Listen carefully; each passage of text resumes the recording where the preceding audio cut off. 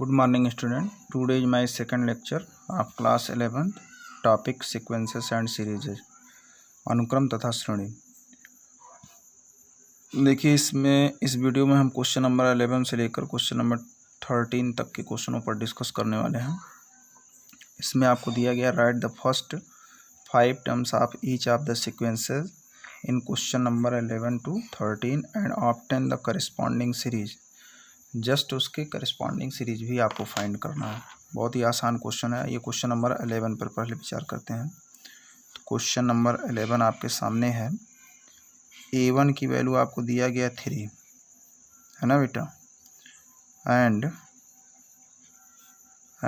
AN is equal to 3 into AN-1 plus 2 दिया गया।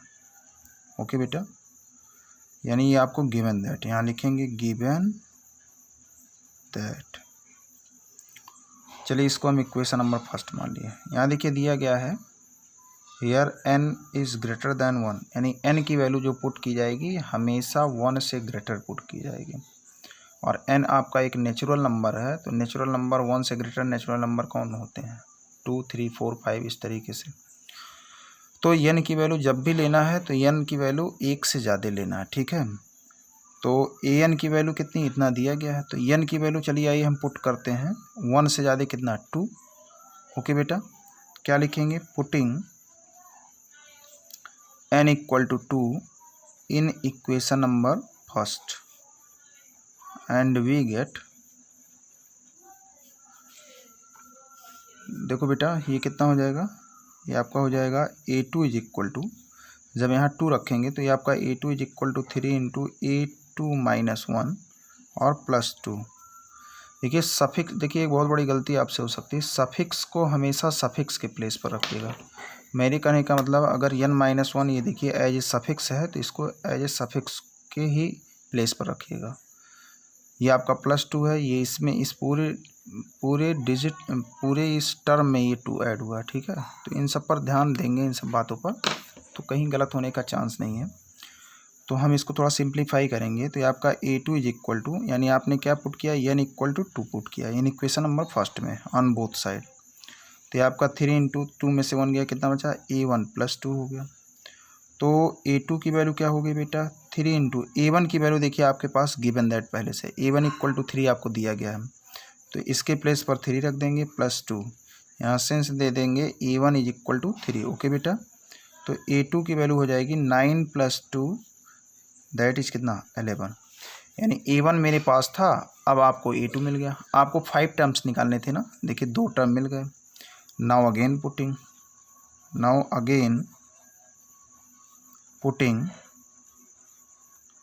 n equal to 5 term हमको निकालना है, इसका मतलब 2 टर्म हम पहले से फाइंड कर चुके हैं, तो इसका मतलब 3 रख दें, नेक्स्ट टर्म मिल जाएगा भाई 2 तो हम रख चुके हैं, 2, 3, 4, 5। ओके बेटा, इन कहाँ, equation number first and we get, है ना, ऑन बोथ साइड ही सब लिख देंगे।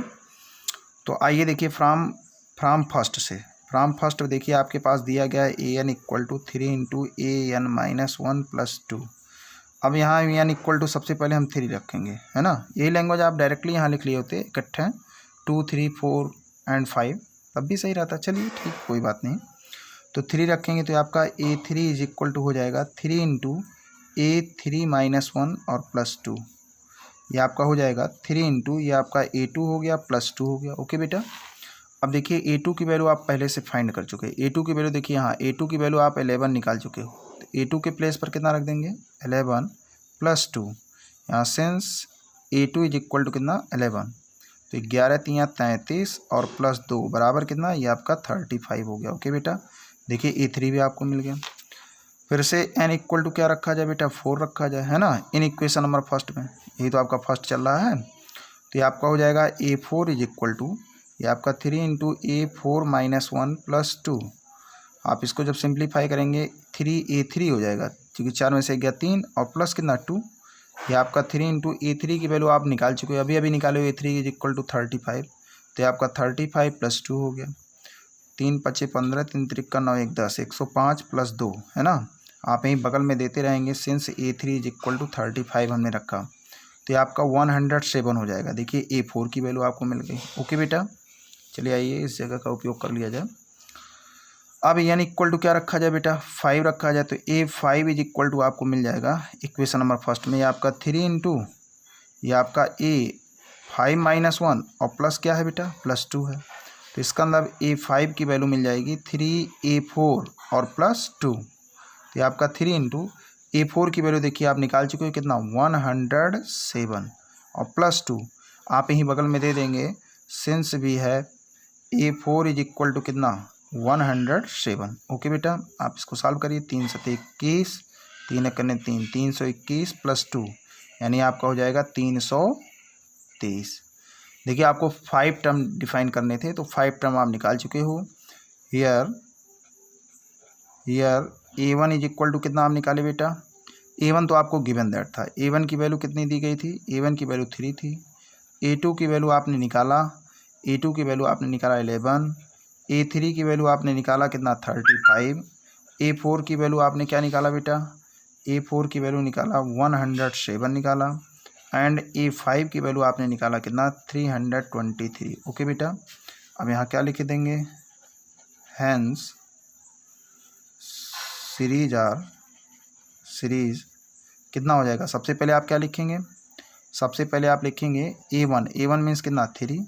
उसके बाद A2 मीन्स कितना, A2 आपका सेकेंड टर्म कितना है, 11। फिर उसके बाद कितना, 35। फिर उसके बाद कितना, 107। फिर उसके बाद कितना, 323। आपको 5 टर्म डिफाइन करने थे, तो ये आपके सीक्वेंस हो गए, है ना, यही आपका सीक्वेंस होगा।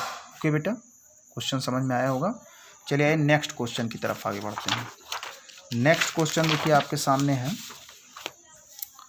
क्वेश्चन नंबर कितना, 12 और 13। तो 12 और 13 में ये क्वेश्चन कोई आप देख लीजिए। चलिए आइए हम क्वेश्चन नंबर 12 बताते हैं, बाकी 13 आप लोग करिएगा।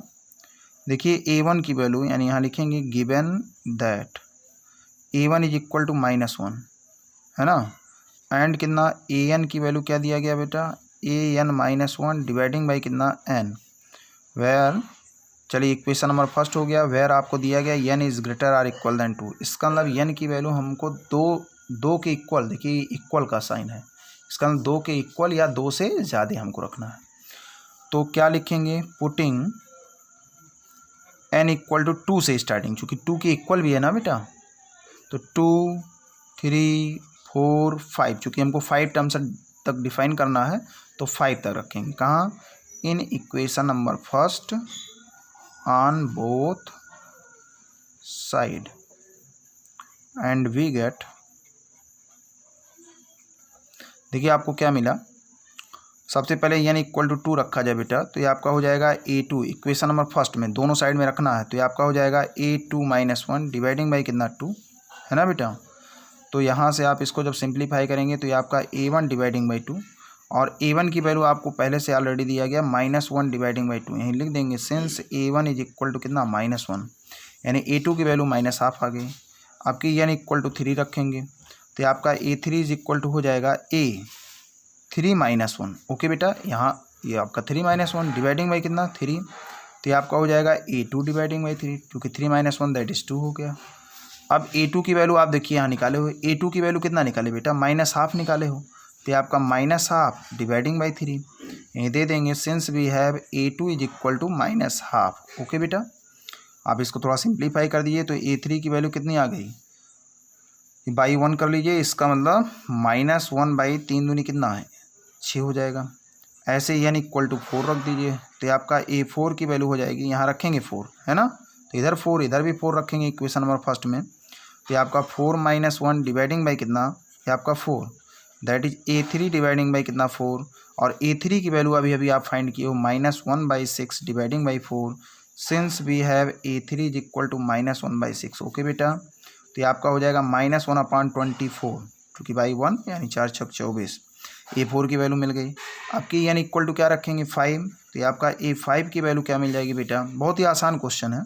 ये आपका A5 - 1 डिवाइडिंग बाई कितना, नीचे आपका क्या चल रहा है, ये आपका n का मतलब कितना, 5, तो ये आपका A4 डिवाइडिंग बाई 5, और A4 की वैल्यू अभी आप निकालो -1 कितना, 24। ओके बेटा, डिवाइडिंग बाई 5, दे देंगे since we have A4 is equal to कितना -1/24।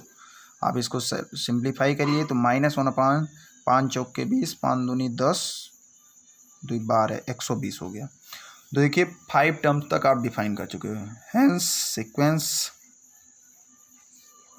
सीक्वेंसेस कितना हो गया बताओ। फर्स्ट टर्म आपने क्या निकाला बेटा, फर्स्ट टर्म आपको गिवन दैट था। सेकंड टर्म अभी अभी आप डिफाइन किए हो, सेकंड टर्म कितना -1/2। थर्ड टर्म कितना है बोलो भाई, -1/6 आपने निकाला। फोर्थ टर्म कितना निकाला, -1/24 निकाला। और इसका फिफ्थ टर्म -1/120।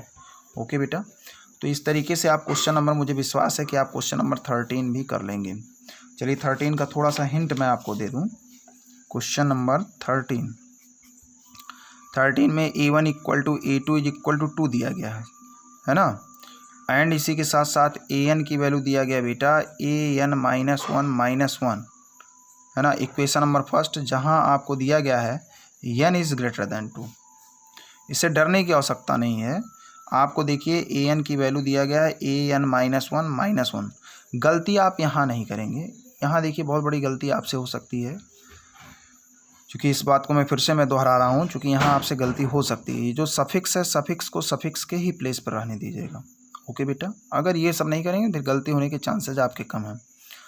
अब देखिए n की वैल्यू क्या है, 2 से ग्रेटर हमको रखना है। 2 से ग्रेटर का मतलब 3, 4, 5। ओके बेटा, तो आप यहाँ क्या लिखेंगे, पुटिंग n इक्वल टू 2 से ग्रेटर का मतलब 3 से स्टार्टिंग, 3, 4, 5। चूँकि यहाँ इक्वल तो था है नहीं, जो पिछले वाले क्वेश्चन में यहाँ इक्वल था, तो इसलिए हम स्टार्टिंग n इक्वल टू 2 से किए थे। ओके बेटा, कहाँ इन इक्वेशन नंबर किस में, first on both side and we get, चलिए n इक्वल टू 3 रखा जाए तो ये आपका कितना हो जाएगा बेटा, ये आपका हो जाएगा